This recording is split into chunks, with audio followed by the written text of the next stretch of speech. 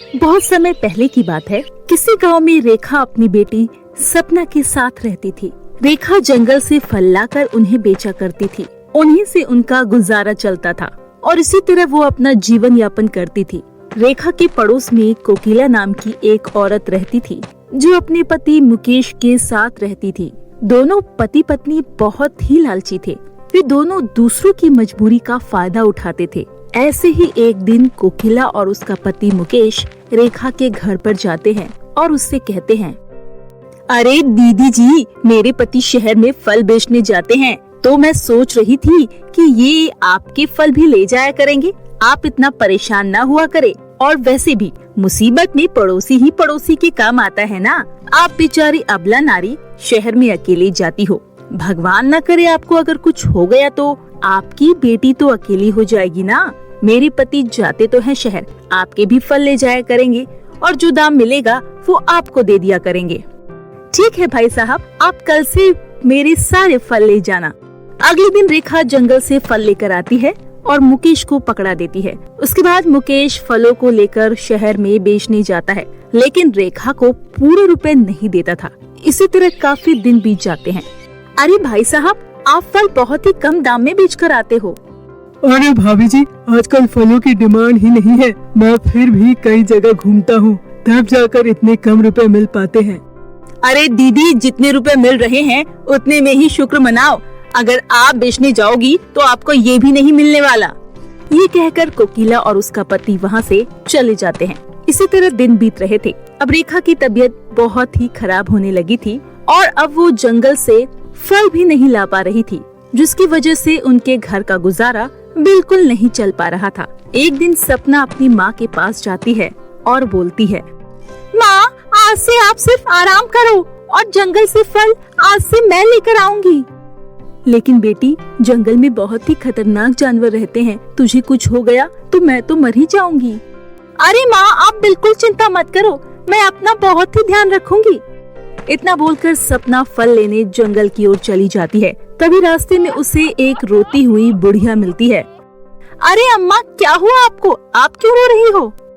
बेटी, मैं घर में बिल्कुल अकेली हूँ और देख बेटी, मैं बीमार भी रहती हूँ और मुझसे तो घर का काम भी नहीं होता बेटी। मैंने कई दिनों से खाना भी नहीं खाया है। चलिए अम्मा, मैं आपके लिए खाना बना देती हूँ। सपना उस बुढ़िया अम्मा के साथ उसके घर पर जाती है और उसके लिए खूब सारा खाना बना देती है, जिसे खाकर अम्मा बहुत खुश हो जाती है और बोलती है, बेटी, आज तो तूने खाना बना दिया, लेकिन कल कौन बनाएगा बेटी? लगता है कल से मुझे फिर भूखा रहना पड़ेगा। अरे अम्मा, आप बिल्कुल चिंता ना करें, मैं रोज आपके घर पर आकर खाना बना दूंगी। अगले दिन से सपना रोज अम्मा के घर पर खाना बनाने आती थी और खाना बनाने के बाद फल अपने घर ले जाया करती थी। एक दिन अम्मा सपना से कहती है, बेटी, तुमने मेरी बहुत सेवा की है, लेकिन बिटिया, क्या तुम जानती हो, मैं तुम्हारी परीक्षा ले रही थी। इतना कहकर अम्मा एक बहुत ही खूबसूरत परी बन जाती है। ये देखकर सपना बहुत ही हैरान हो जाती है। तभी परी कहती है, बिटिया, तुम एक बहुत ही अच्छी और नेक दिल की लड़की हो। चलो बिटिया, मैं तुम्हें कुछ देना चाहती हूँ। उसके बाद परी अपने जादू से सपना को सोने और चांदी की 2 जादुई झरने के पास ले जाती है, जिसमें से एक झरना सोने का और दूसरा झरना चांदी का होता है। बेटी, तुम इन दोनों में से किसी एक झरने में चली जाओ, लेकिन चांदी वाले झरने में तुम्हें सिर्फ उतना ही धन मिलेगा जितना तुम्हें जरूरत है, और वही सोने वाले झरने में तुम्हें खूब सारा धन मिलेगा, जिससे तुम्हें जिंदगी भर कमाने की कोई जरूरत नहीं पड़ेगी। परी की ये बात सुनकर सपना चांदी वाले झरने में चली जाती है और वहाँ से एक छोटा सा बक्सा उठाकर बाहर ले आती है और कहती है, परी जी, मुझे बहुत ज्यादा धन दौलत की कोई जरूरत नहीं है। ये धन दौलत तो मैं पढ़ लिख कर भी कमा सकती हूँ। मुझे बस इतना चाहिए जिससे मेरा और मेरी माँ का गुजारा चल सके। वाह बेटिया, तुम बिल्कुल भी लालची नहीं हो। मैं तुमसे बहुत खुश हुई। तुम इस परीक्षा में सफल रही। बिटिया, जो तुम्हें बक्सा मिला है वो कभी धन दौलत से खाली नहीं होगा। आओ बिटिया, मैं तुम्हें तुम्हारे घर छोड़ देती हूँ। परी के इतना कहते ही परी अपने जादू से सपना को उसके घर ले जाती है और परी वहाँ से चली जाती है। घर जाकर सपना अपनी माँ को सारी बातें बता देती है।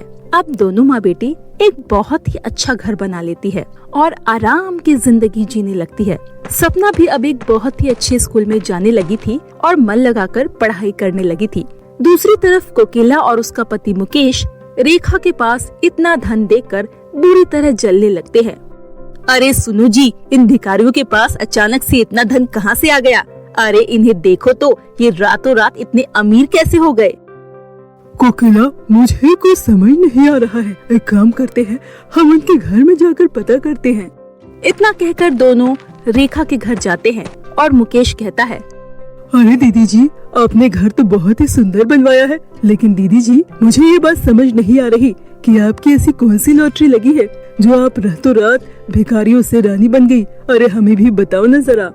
तभी सपना वहाँ आ जाती है और उन दोनों पति पत्नी को वो सारी बातें बता देती है। ये बात सुनकर दोनों पति पत्नी को लालच आ जाता है और कोकिला बोलती है, अच्छा दीदी जी, ध्यान रखिएगा अपना, अब हम चलते हैं। इतना कहकर दोनों पति पत्नी वहाँ से चले जाते हैं। अरे चलो जी, हम भी उस जंगल में चलते हैं और वहाँ से खजाना लेकर आते हैं। दोनों पति पत्नी जंगल में जाते हैं। वहाँ पर उन्हें वही बुढ़िया मिलती है। अरे बुढ़िया माई, हम आपके लिए खाना बनाने आए हैं, आपकी सेवा करने आए हैं बुढ़िया माई। दोनों अम्मा के साथ उसके घर जाते हैं। मुकेश उसके घर की सफाई करता है, कोकिला उसके लिए खाना बनाती है। इसी तरह काफी दिन बीत जाते हैं। दोनों मन लगाकर उस बुढ़िया की सेवा करते हैं। बुढ़िया उनसे घर का सारा काम कराती थी, लेकिन बदले में कुछ भी नहीं बताती थी। अरे सुनिए, इस बुढ़िया का काम करके अब मैं बुढ़िया होती जा रही हूँ। मुझसे नहीं होगा इस घर का काम। इतना सारा काम करने के बावजूद ये बुढ़िया अपना मुंह नहीं खोलती। अब हम कब तक यहाँ पर पड़े रहेंगे? तुम सही बोल रही हो, अब बहुत हो गया। अब मुझसे भी घर का काम नहीं होगा। लगता है ये लातों की भूत है, बातों से थोड़ी न मानेंगे। हमें इस बुढ़िया को मार मार कर उस झरने का रास्ता पूछना होगा। अरे हाँ, आप बिल्कुल सही कह रहे हो। चलो इस बुढ़िया को अब मैं बताती हूँ। ये कहकर दोनों बुढ़िया के पास जाते हैं। कोकिला बुढ़िया को बहुत सारे चाटे मारती है और मुकेश अपनी बंदूक निकाल लेता है। देख बुढ़िया, आराम से हमें जादुई झरने के पास ले चल, नहीं तो तुझे यहाँ से सीधा ऊपर भेज दूंगा। नहीं नहीं बेटा, मैं तुम्हारे आगे हाथ जोड़ती हूँ, मुझे कुछ मत करना बेटा। बुढ़िया जोर जोर से रोने लगती है। हाँ तो ठीक है, हम तुझे कुछ भी नहीं करेंगे, लेकिन तू हमें जल्दी से उस खजाने के पास ले चल। आओ बेटा, मैं तुम्हें खजाने के पास लेकर चलती हूँ। उसके बाद वो बुढ़िया उन दोनों को उसी जादुई झरने के पास ले जाती है। चांदी के झरने में बस एक ही छोटा सा बक्सा था और सोने वाले झरने में ढेर सारा खजाना था। ये देखकर कोकिला अपने पति से कहती है, अरे वो सपना की बच्ची तो बहुत ही मूर्ख थी, जो चांदी वाले झरने में चली गई और अपने हाथ से सिर्फ एक ही बक्सा लेकर आई। अरे हम दोनों तो सोने वाले झरने में जाएंगे और वहाँ से ढेर सारी धन दौलत उठाकर लाएंगे। दोनों पति पत्नी सोने वाले झरने के अंदर चले जाते हैं और वहाँ से खजाना उठाने की कोशिश करते हैं। जैसे ही वो खजाना उठाकर बाहर आते हैं, तभी वो बुढ़िया एक देवी माँ के रूप में बदल जाती है और कहती है, लालची औरत, मुझे तुम जैसे लालची लोगों का ही इंतजार था। उसके बाद देवी माँ उन दोनों की बहुत पिटाई करती है। तुम दोनों ने मुझे मारा था ना, अब देखो मैं तुम्हारी चटनी बना दूंगी। देवी माँ उन दोनों पति पत्नी को खूब मारती है।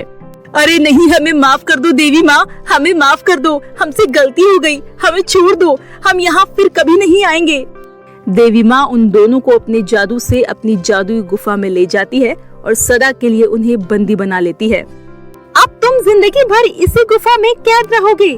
उसके बाद से वो दोनों हमेशा के लिए उस गुफा में बंद हो जाते हैं। दूसरी तरफ रेखा और उसकी बेटी सपना खुशी खुशी अपना जीवन जीने लगते हैं।